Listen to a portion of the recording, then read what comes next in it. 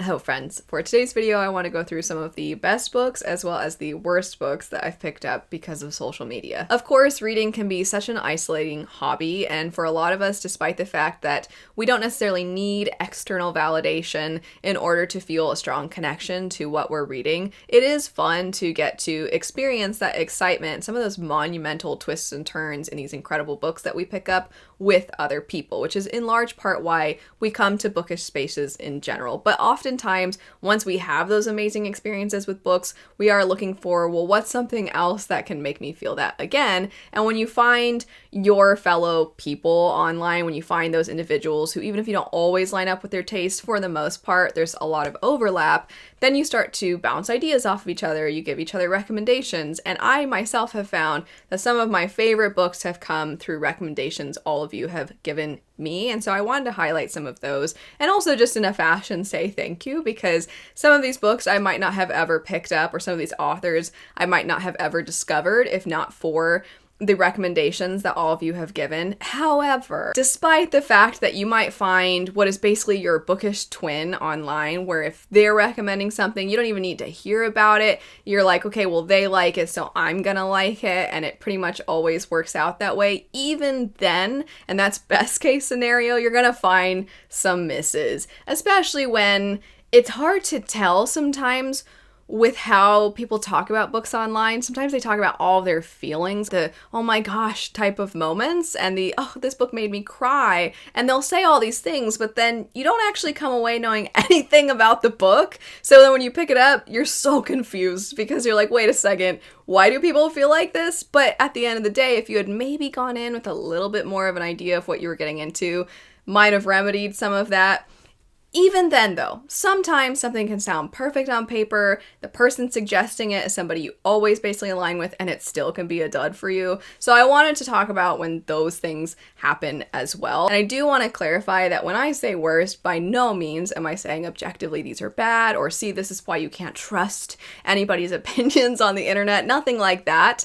But more so that these were misses for me. These were things that didn't end up working for me, despite the fact that they were very, very hyped up and suggested by a lot of people online. We all come to art with different experiences, and we have different experiences with the work. So by no means am I saying objectively these are terrible, but they didn't work for me, and we'll get into that. We'll go ahead and kick it off with one of the negatives. I'm going to start with a negative and end with a negative and kind of mix things up in between. But the first book I'm going to mention would be Every Summer After. I despised the main character. I couldn't stand her. If she was a person I knew in real life, at some point I'd be like, I don't think we can be friends because they're so remarkably stupid. They're so stupid. And in order for me to really articulate why they're dumb, I do have to kind of reveal some things about the book. So if you're like, I want to read this book, you don't want anything spoiled for you, then I'll have a timestamp. But I want to give some indications as to why this didn't work for me, and it worked for so many other people. But oh my gosh. So here we go, getting into it. If you need to skip ahead, do so now. Last warning. All right. The thing that occurs is that, and the setup for the story, is that you are consistently going back to this time when our main character was childhood, basically best friends with somebody that she would see every summer. It was a person that she would visit whenever they would go on vacation over the summer. And through all of these summers, throughout her childhood, her and this boy fell in love. But then in present day, something happened. And where you're like, oh, clearly things didn't work. I don't know why. And you're discovering that as you read, which I'm not trying to mock the plot of the story, because I like that setup. It builds a lot of intrigue. However, I kept waiting for this reveal that was going to explain why this main character is so devastated and why she's still so hung up on this and what happened. I kept waiting, and then the thing that happened was that he was a little worried about their relationship. When I'm laughing because it's, oh my gosh. So when they started college, he was panicking because it was really overwhelming. He actually started this one program before the semester officially began. And he wanted to marry her. He was really in love with her. But he's like, but I want to make sure I excel in my education. He was going to school for something extremely demanding. And so he told her, like, I think maybe we should check in about once a week with each other. I think right now I'm just feeling so a fish out of water. I don't know what I'm doing. I'm nervous. I don't want to fail. So, and how about we just talk like once a week? And she was like, ah. And she was so upset with him that she slept with his brother. And I'm like, you don't deserve this happy ending with this man. Okay, that was the stupidest decision. And she doesn't really, like, I was like, okay, if this book was actually taking the time to really show patterns of behavior and what would lead somebody to do this and feel that much insecurity, and if in the time between that past and the present they have consistently worked to understand why they felt the way that they did and what led them to make these decisions, and then they really truly have put in the work to be a changed person, if that happened, okay, that would be a story that potentially could be really compelling and could show nuance to why people make those sorts of decisions. But none of that happened. That didn't really happen. It was just more of like, she tells him and he's like, yeah, I know, my brother told me. and then they kind of just get over it because they just love each other so much. And I'm just like, I hate this. I hate this so much. Anyway, so yeah, big dum-dum, big thumbs down, 2 thumbs down for me for that main character. Read something else, certainly, by this author. But I hated that. I hated that. And I don't know that I would have picked it up if not for social media. So, thanks everybody. I did not like that. Switching now to a positive. This positive is actually in some ways tied to an unofficial negative. And the unofficial negative is because, I should say it's unofficial because it wasn't necessarily a recommendation through social media. It was something I picked up on my own. But the positive came through the many of you who were like, hey, hold on though. So I have a flip-flop relationship with Naomi Novik's works. I like Temeraire. The dragon Temeraire is so cute within that series. And also just in general, I really think it's a fun alternate history fantasy. Then I picked up Uprooted. Did not care for Uprooted for a number of reasons. I think this has kind of been a shared opinion in the past, but I think a lot of people nowadays, from what I've seen that are picking up Uprooted, actually really, really like it, which is great. But then I was kind of on the fence, like, okay, well, I picked up Uprooted, which was very different from, obviously, Temeraire. One of them is alternate history exploring the Napoleonic era, but what if they had dragons in that time? I was like, okay, that's a cool premise. And then Uprooted is a fairy tale retelling, so very drastically different. And I really appreciate when authors can wear different hats and write different kinds of stories. You never really know what you're going to expect. To me, that means there's so many creative aspects to not only their writing, but the kinds of stories that they want to tell, and I think that's amazing. However, because of the way that Uprooted and Spinning Silver were marketed, the way that their cover designs were really similar, I knew that they were both standalones, they were unrelated to each other, but I thought that they were going to be told in a similar way. And so in my head, I thought, well, I didn't really like Uprooted, so I don't know if Spinning Silver is going to be for me, because it seems like they're sort of a package deal in a sense.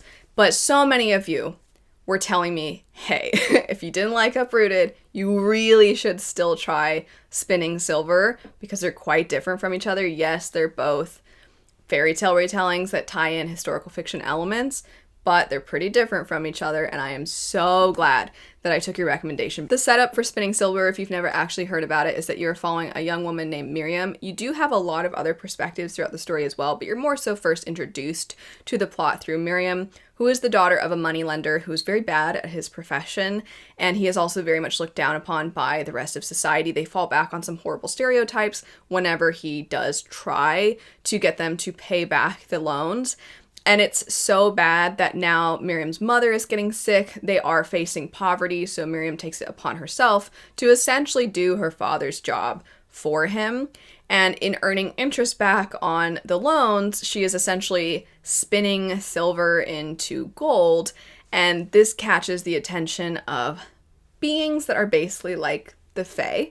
And they want to try and understand how she is doing this magic. And so she is finding herself suddenly intertwined with the dealings of very powerful people. And that includes not just these mystical beings, but her story ends up being tied to what is basically nobility, as well as some other characters who are within poverty and who are experiencing abuse within their homes. So you have all these different characters who I always describe it as they find quiet ways to resist and to be powerful. And I thought it was fantastic. As I said, so appreciative for all of you who kind of pushed and were saying, no, I really think you should try Spinning Silver. And it's because of all of you that it is one of my favorite standalones. I actually just recently did a video going through some of my favorite all-time standalones, and I didn't have Spinning Silver on that list, and I'm like, oh, that might have been a mistake. I really love Spinning Silver, so we're just gonna kind of have a little asterisk of maybe this should have been there.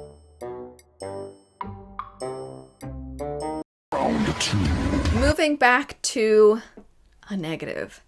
I feel like this is potentially the most shocking for those that don't already know that this book didn't work for me, because when this book was at the height of its popularity, I felt like everybody was singing its praises.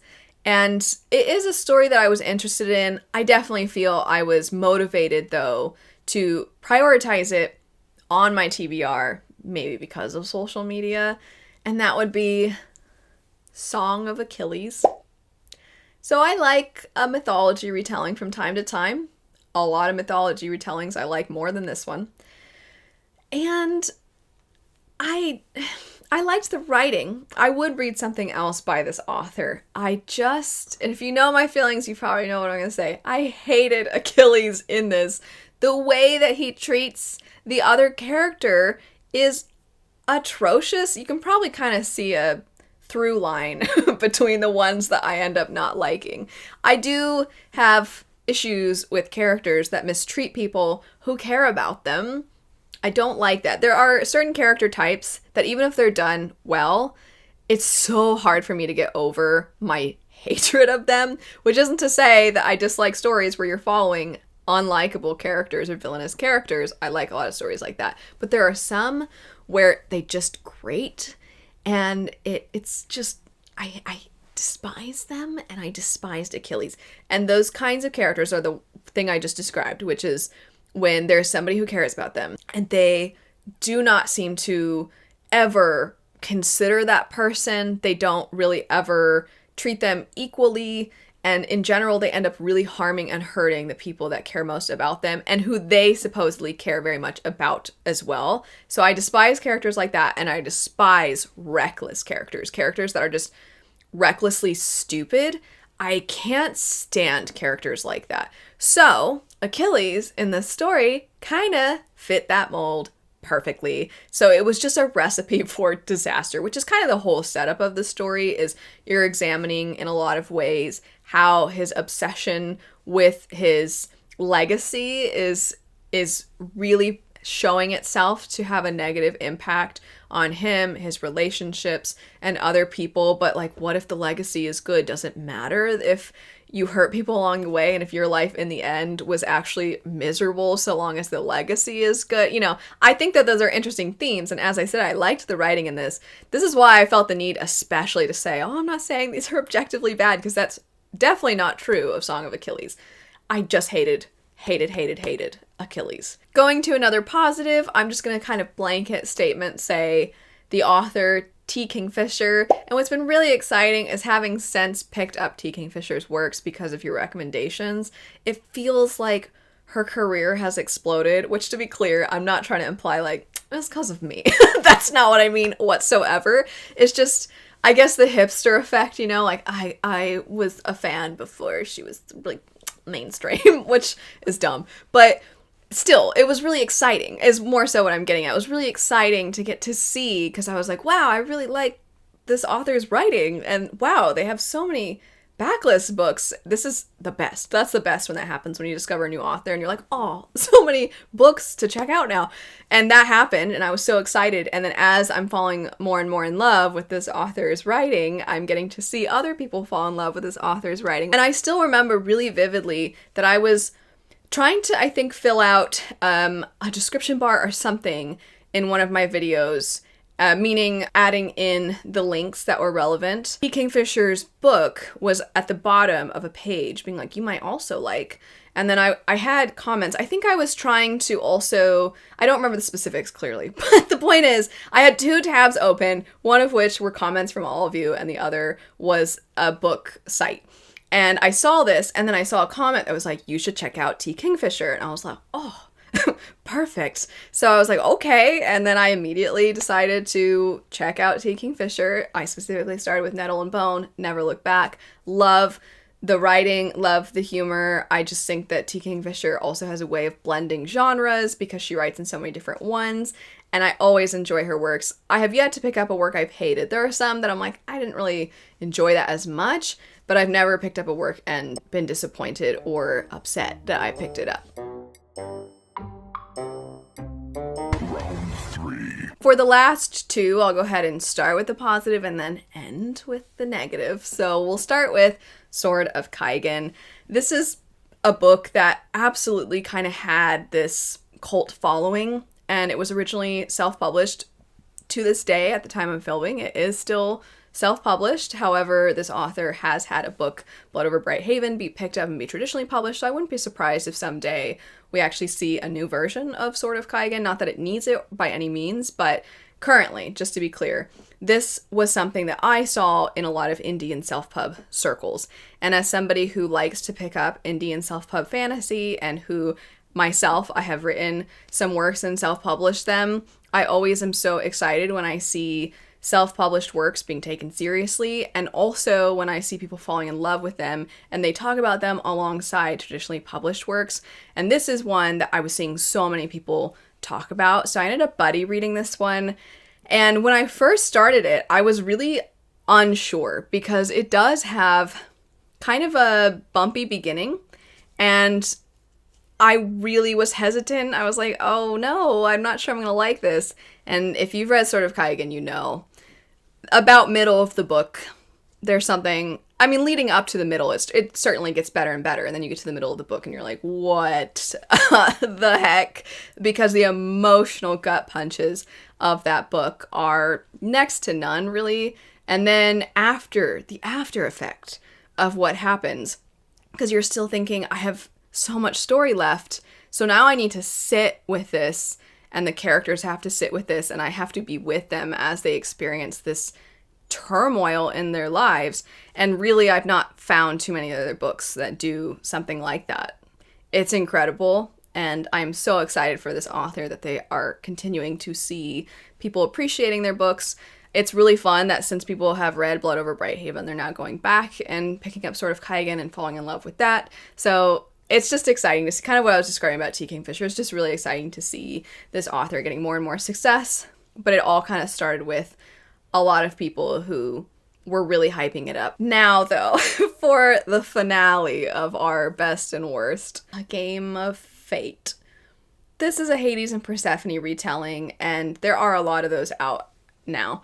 But this one really leaned into the sort of almost stereotypical Hades and Persephone type of, specifically Hades, story that we've been seeing a lot, where there is almost this urban fantasy aspect to it, where he oftentimes is somebody who's running gambling dens and things of that sort of modernizing these sorts of stories.